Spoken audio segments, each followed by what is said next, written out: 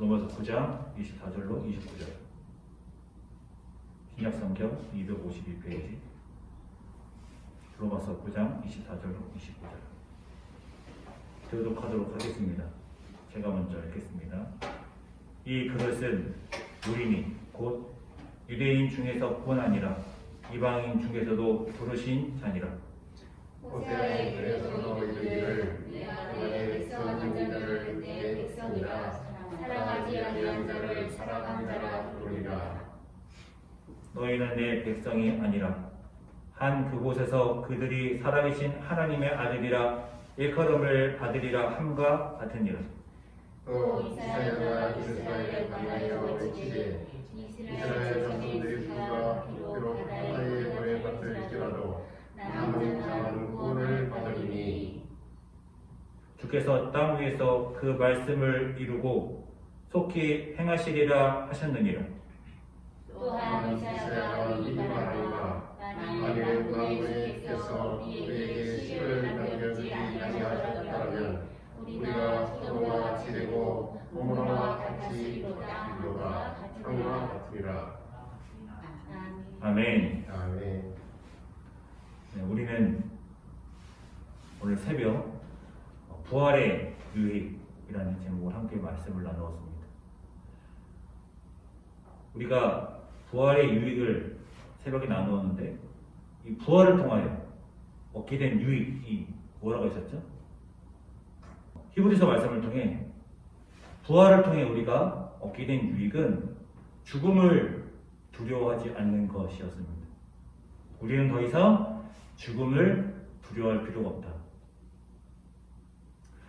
죽음을 두려워하지 않는다라는 것은 죽음뿐 아니라 죽어가는 과정도 포함하는 거예요.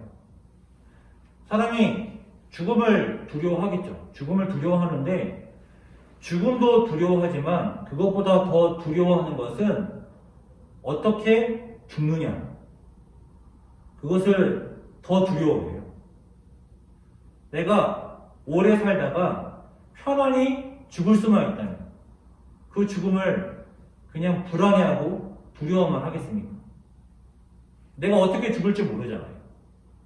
그냥 편안하게 죽을지, 병으로 고생하다 죽을지, 아니면 사고로 죽을지 아무도 모르니까, 내가 어떻게 죽을지 모르니까 그 죽음의 과정을 오히려 더 두려워하는 것은 아닌가.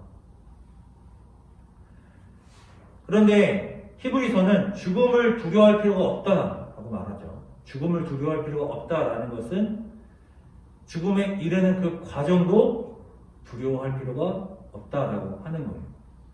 왜 그렇습니까? 왜냐하면 죽음에 이르는 그 과정 속에 그 고통, 그 고난 주님께서 이미 겪으셨고, 그래서 그 고난을 주님이 도우시기 때문에 고통 가운데 우리가 혼자 내버려지는 것이 아니라 주님께서 그 고난을 미리 겪으시고 그 고난을 도우시기 때문에 그 고난 또한, 그 고통 또한, 죽어가는 그 과정 또한 우리가 두려워할 필요가 없다는 거예요. 그것이 이제 첫 번째 부활의 유익이었습니다. 오늘 새벽에 나누는 부활의 유익. 오늘 함께 나눌 부활의 유익 본문으로 들어가 보도록 하겠습니다. 함께 1절 시작. 이 그릇은 우리니 곧 유대인 중에서뿐 아니라 이방인 중에서도 부르신 자니라. 그릇이 나오죠. 그릇이 뭐였죠? 지난 시간에 우리는 긍휼의 그릇 그리고 진노의 그릇에 대해서 함께 나누었어요. 긍휼의 그릇이 있고 또 진노의 그릇이 있다는 거예요. 우리가 태어날 때부터 어떤 사람은 긍휼의 그릇으로, 어떤 사람은 진노의 그릇으로 태어난다는 거예요. 세상의 눈으로 볼 때 좋은 그릇으로, 나쁜 그릇으로 태어나는 경우가 있죠.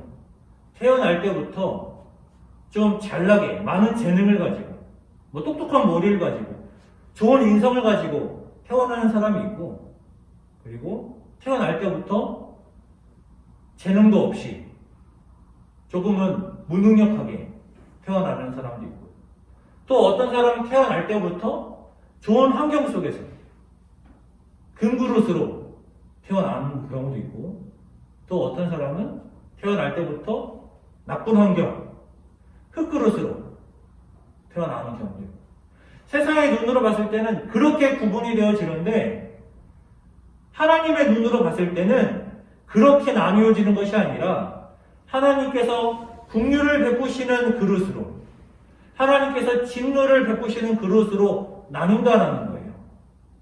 그 사람이 태어났을 때 많은 재능을 가지고 똑똑한 머리를 가지고 좋은 환경 속에서 태어났다 할지라도 하나님께서 그를 진노의 그릇으로 택하셨다는 거예요. 예를 들면 바로가 있죠. 태어났더니 아버지가 왕인 거예요. 그것도 세계에서 가장 강한 나라의 왕인 거예요. 아버지가 왕이니까 본인도 왕이 되는 거예요. 바로 같은 경우에는 이집트의 왕이었죠. 이집트의 왕 같은 경우에는 본인을 신이라고 했어요. 그런 권력을 줬어요. 그럼에도 불구하고 세상의 눈으로 봤을 때는 금그릇 중에 금그릇이잖아요. 요즘은 금그릇을 뛰어넘는 게 있죠. 다이아몬드 그릇. 바로는 세상의 눈으로 봤을 때 다이아몬드 그릇이란 말이에요. 하지만 하나님의 눈으로 봤을 때는 진노의 그릇인 거예요. 이스라엘 같은 경우는 어떻습니까? 태어났더니 부모님이 노예인 거예요. 부모님이 노예니까 나도 노예인 거예요. 세상에 노예보다 더 비참한 사람이 어디 있습니까? 태어났더니 가장 낮은 곳에서 태어난 거예요. 하지만 하나님께서 긍휼을 베푸시는 긍휼의 그릇이었죠. 세상의 눈으로 봤을 때는 바로가 부럽지만 하나님의 관점에서 보면 거기서 노예 생활하고 있는 이스라엘이 축복받은 백성이란 말이에요. 그 그릇을 말하는 것이죠. 그 그릇.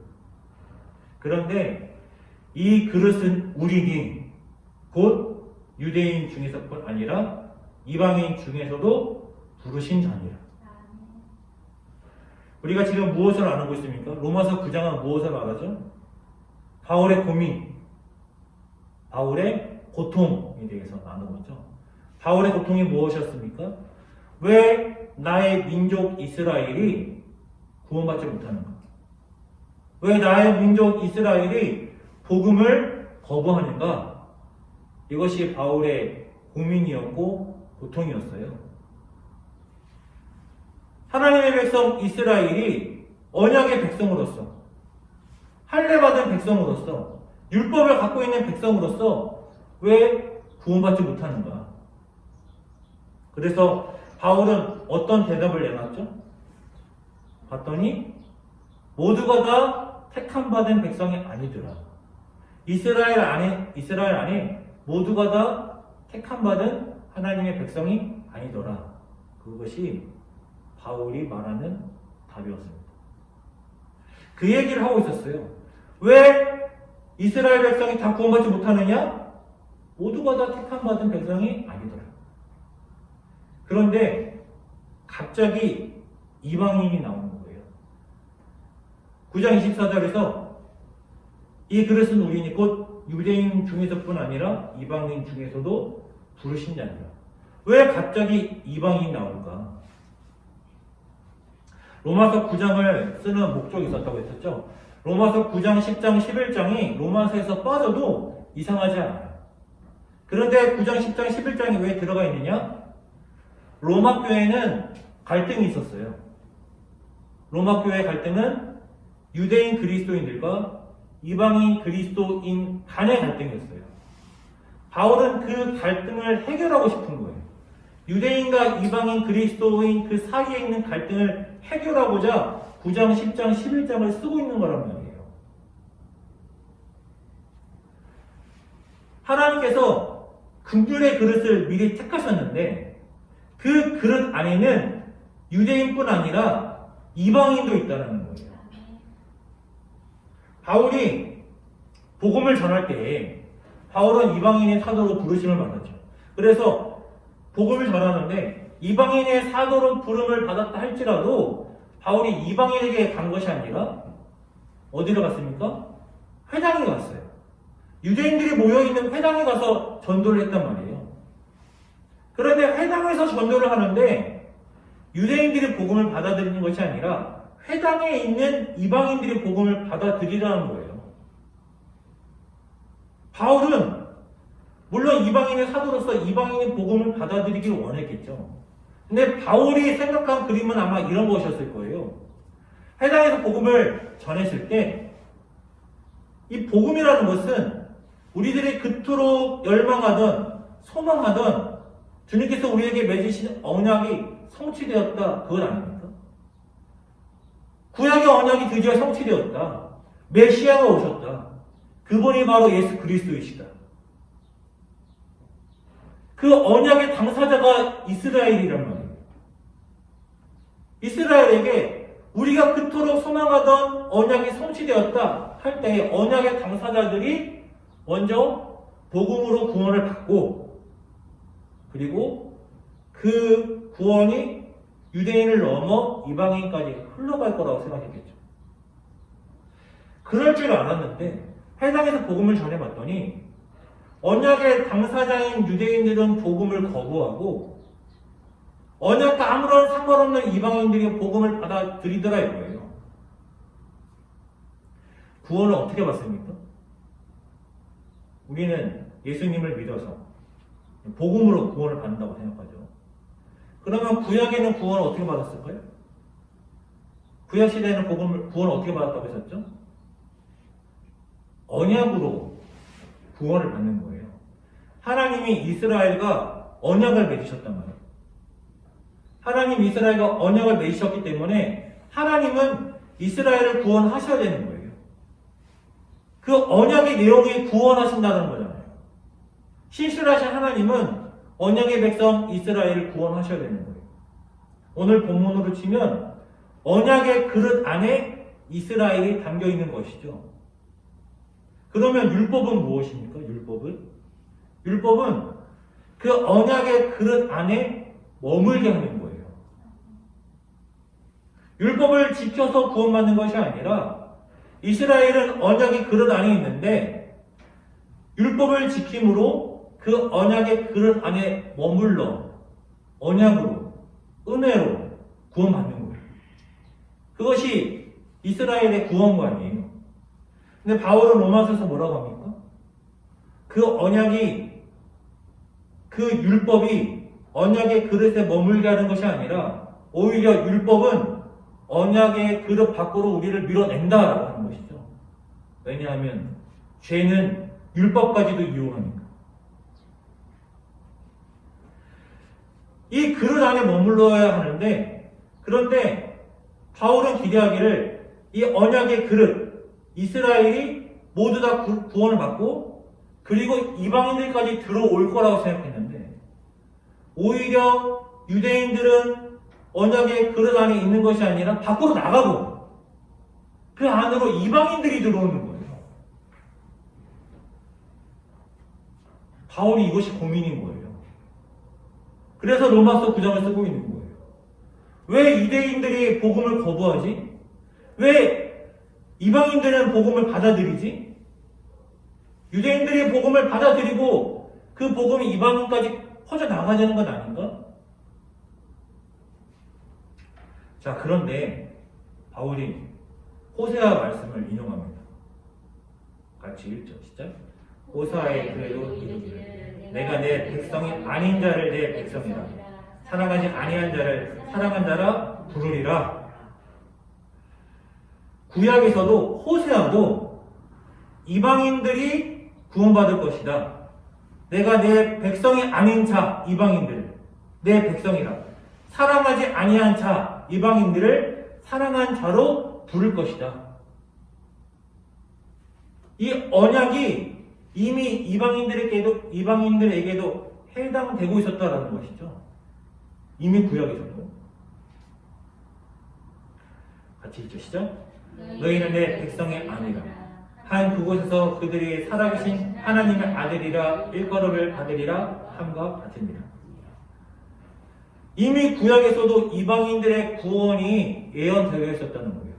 그러니까 이방인들도 언약의 당사자였던 거예요. 유대인들의 생각에 언약의 그릇은 오직 유대인들에게만 해당하는 줄 알았는데 이미 구약에서도 호세아도 이방인들도 다 언약의 당사자였다. 그러면서 27절 같이 읽으시죠. 또 이사야가 이스라엘의 바다에 외치되 이스라엘 자손의 수가 비록 바다의 모래에 닿을지라도 남은 자만 구원을 받으리니. 왜 유대인들이 구원받지 못하지? 왜 유대인들이 대부분 복음을 거부하지? 이미 이사야도 이스라엘이 바다의 모래에 갇힐지라도 그들이 구원받는 것이 아니라 남은 자만, 즉 소수만 구원을 받는다 이미 말하였다는 거예요. 이미 구약에서 이스라엘은 소수만 구원을 받고 이방인들도 구원의 대사자, 구원의 당사자라는 것이 이미 예언이 되었다는 거예요. 같이 읽으시죠. 주께서 땅 위에서 그 말씀을 이루고 속히 시행하리라 하셨느니라. 또한 이사야가 같이 읽으시죠. 또한 이사야가 미리 말한다. 만일 망군의 주께서 우리에게 씨를 남겨두지 아니하셨더라면 우리가 소돔과 같이 되고 고모라와 같았으리로다 함과 같으니라. 이스라엘도 그 소수라도 하나님이 남겨두지 아니하시면 소돔과 같이 고모라와 같이 된다는 거예요. 하나님께서 그 남은 자를 택하셨기 때문에 그들이 구원받는다라는 거예요. 하나님이 택하지 않으면 어떻게 된다라는 거예요? 오늘 심판받는다라는 거예요. 우리가 부활의 날, 부활의 기쁨을 나누는 우리가 이 부활이 우리에게 어떤 유익이 되느냐? 부활이 우리와 무슨 상관이냐? 딱 생각할 때 예수님 나를 위해 십자가 못 박혀 죽으셨잖아. 그리고 부활하셨잖아. 예수님이 나를 위해 십자가 못 박혀 죽었다고 생각해요. 물론 맞죠. 물론 맞는데요. 언약의 당사자는 누구였습니까? 이스라엘이었어요. 하나님께서는 이스라엘에게 정결 예식을 주셨어요. 먹지 못하는 음식을 말씀하셨어요. 이거 먹지 말아라. 왜 그걸 먹지 말라고 하셨습니까? 부정한 음식이니까? 네, 그렇죠. 부정한 음식이니까 먹지 말라고 하셨지만 그것은 이방인과의 식탁 교제를 막으신 거예요. 하나님은 철저히 이방인과의 교제를 막으셨어요. 이방인과는 결혼도 하지 말아라. 이방인과는 식탁 교제도 하지 말아라. 이방인과는 교제하지 말라는 거예요. 왜 그러셨습니까? 이방인들에게 영향을 받을까봐. 그래서 하나님께서는 하나님의 백성 이스라엘과 이방인을 구별시키셨어요. 단절시키셨어요. 하나님이 그렇게 하신 거예요. 하나님이 그렇게 하시고 하나님께서 언약을 주실 때 철저히 이스라엘과 하나님의 백성과만 언약을 맺으셨단 말이에요. 하나님이 이스라엘을 애굽으로부터 왜 구원하셨습니까? 아브라함의 후손이었기 때문입니다. 하나님께서 아브라함과 언약을 맺으셨고 그 언약의 당사자가 이스라엘이었기 때문에 하나님이 이스라엘과 언약을 맺으신 거예요. 그리고 그들을 구원하신 거예요. 이스라엘의 회복이 많이 나오죠. 이스라엘의 회복을 예언한 예언가들이 많이 있습니다. 선지자들이 있어요. 왜 이스라엘이 회복한다고 말하는 것이었습니까? 하나님의 백성입니다. 하나님의 백성은 이스라엘인 거예요. 이방인이 아니에요. 예수님께서 왜 이 땅에 오셨습니까? 하나님의 백성을 위해 오신 거예요. 그 언약을 성취하시려고. 예수님도 유대인이었고 예수님의 제자들도 다 유대인이었습니다. 부활의 사건이 놀랍죠. 그걸 목격한 사람들은 얼마나 놀랐겠어요. 아니 어떻게 죽은 자가 부활할 수가 있지? 너무나 놀라운 기적의 사건이었고 그것을 전했단 말이에요. 그런데 유대인들 입장에서 예수님이 부활하신 것보다 더 놀라운 기적이 일어났어요. 그것이 무엇이냐? 이방인에게, 고넬료에게 성령이 임한 거예요. 우리가 사도행전을 통해서 그 말씀을 그냥 고넬료에게 성령이 임했구나 그렇게 받아들이겠죠. 그런데 유대인들 입장에서 생각해 보세요. 하나님이 이방인들과 단절시키셨단 말이에요. 하나님께서 이방인들과 구별해서 하나님의 백성으로서 언약을 맺으셨단 말이에요. 그래서 예수님께서 그 언약을 성취하시기 위해서 부활하셨고 성령이 임했어요.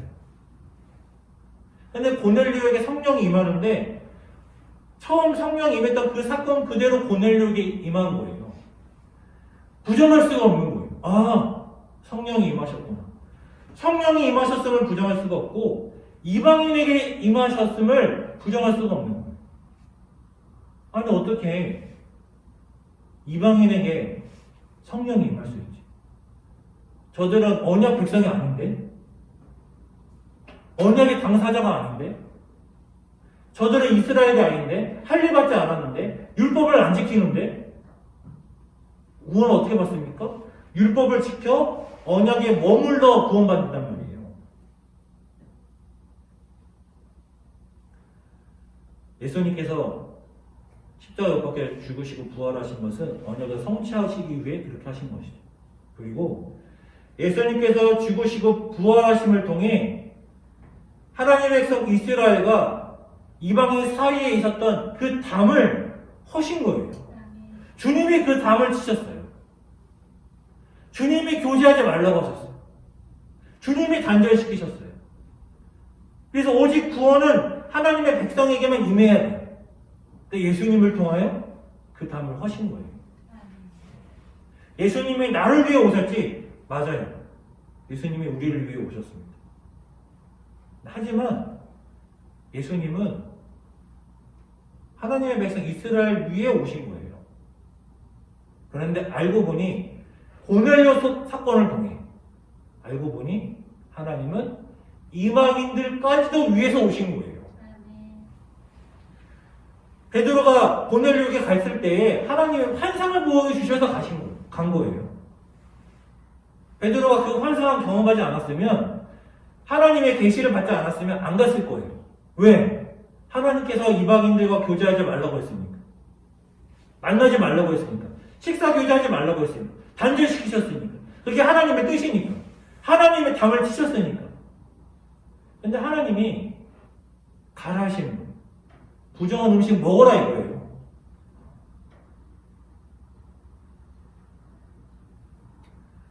부활의 유익이 무엇이 있을까요? 나까지도 긍휼의 그릇이 된 거구나. 예수 그리스도의 부활을 통해. 하나님의 백성들을 구원하시기 위해 오셨나요? 맞습니다. 하지만 그전에도 하나님의 백성은 구원을 받았어요. 언약 백성은 구원을 받았어요. 근데 그 언약 백성의 범위가 그 긍휼의 그릇이 이스라엘에게만 한정되었다면 부활을 통해 모든 사람까지 된 거예요. 우리까지 해당이 된 거예요. 그래서 오늘 본문이 이렇게 시작되는 거예요. 이 그릇은 우리니 곧 유대인 중에서뿐 아니라 이방인 중에서도 부르신 자니라.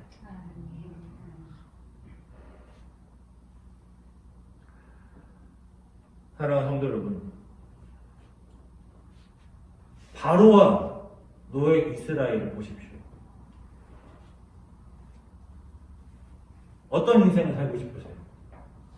바로와 같은 인생을 살고 싶으세요? 거기서 노예 생활하고 있는 이스라엘 같은 인생을 살고 싶으세요? 우리는 그런 관점으로 세상을 봐요. 우리는 그런 관점으로 사람을 판단해요. 저 사람은 쓸모있는 사람이야. 쓸모있는 그릇이야. 저 사람은 쓸모없는 그릇이야. 아주 후진 그릇이야. 천한 그릇이야. 우리는 그런 관점으로 본단 말이에요.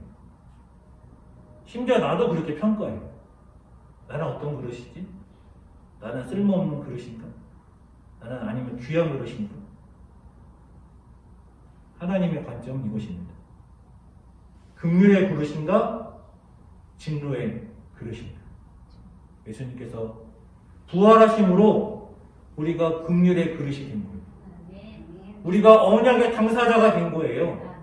하나님의 나라를 우리에게 주시겠다라는 거예요. 그리고 그 과정 속에 우리가 겪게 될 고난도, 죽음도 두려워하지 말라라는 거예요. 그것이 부활의 유익입니다.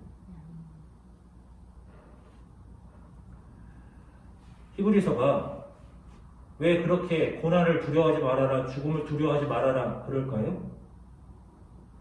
마지막에 히브리서가 뭐라고 말합니까? 우리도 예수님을 따라 영광 밖으로 나아가자. 이런 말이죠. 우리도 예수님처럼 죽자. 요한계시록에서도 서머나 교회를 향하여 뭐라고 합니까? 너희는 죽도록 충성하라. 순교의 기회가 왔을 때에 순교하라라는 것이죠. 우리에게 순교의 기회가 올지는 모르겠으나 죽음도, 죽음의 고통도 두려워하지 않는 암송교가 될 수 있기를 주님의 이름으로 축원합니다. 예수님께서 가신 그 길 걸어갈 때에 주님께서 우리들의 고난도 도우신다. 주님께서 이 고난의 끝에 서 계신다. 그곳으로 달려가는 암송교 될 수 있기를. 우리가 긍휼에 부르시기에 그것으로 기뻐하고 감사하고 세상에서 말하는 그러한 금그릇, 다이아몬드 그릇 부러워하지 않고 주님의 관점으로 긍휼의 그릇과 진노의 그릇으로 이 세상을 바라보며 우리가 긍휼의 그릇임을 감사하는 남성교회 될 수 있기를 주님의 이름으로 축원합니다. 기도하겠습니다.